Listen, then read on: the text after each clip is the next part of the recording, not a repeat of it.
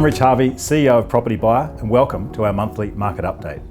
This month, I'm looking at the topic of buying in times of uncertainty. Is it a crazy idea or a smart idea? As we head toward the federal election, many buyers have the jitters. They're wondering what's going to be the outcome. They're adopting a wait-and-see approach. And many home buyers and investors are looking at the media headlines, wondering where's it going to all fall. But the thing to realise is the property market moves in cycles. Prices rise and prices fall. And that's just part of the natural property cycle. It doesn't happen uniformly. The other thing to think of is that buying during times of uncertainty or a down market, you can really take advantage of soft conditions. At the moment, Sydney is down 14% from its peak to trough, and that's been going on for the last 20 months. Melbourne, on the other hand, is down 10% over a 16-month period.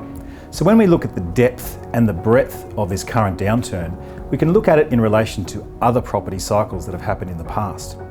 The interesting thing to note that during the GFC in the year 2008 to 2009, prices actually fell 6.7% over a 12-month period and then began to rise quite rapidly.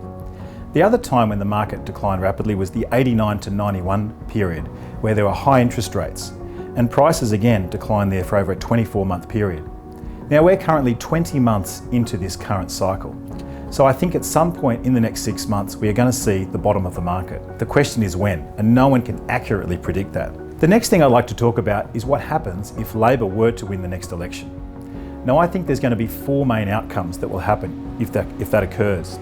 Firstly, there's going to be a mini rush by property investors trying to take advantage of getting a negatively geared property before that opportunity passes. Secondly, rents will rise. Rents have been predicted to rise between 7 to 12% if negative gearing benefits are removed. Thirdly, investment in property is going to be skewed toward new property, but that doesn't necessarily mean there'll be a great increase in supply. A lot of investors are already buying new properties, and those new properties are not always in the right area to see good capital growth. They typically are in areas where there's not as much infrastructure or areas in greenfield outside the city. And the fourth thing is there's likely to be lower turnover of investment property as investors hold on to their properties for longer. So that's also going to mean the property market gets clogged up. So my message today is, are you crazy or are you smart to think about buying in a down market?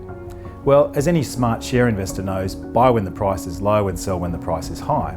So this is the time when especially upgraders in the home buying market and investors can really capitalise to get a great quality property at a discount to long-term value.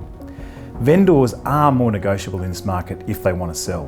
Vendor discounting is over 8% in Sydney and over 7% in Melbourne. So it's a really good time to think about it.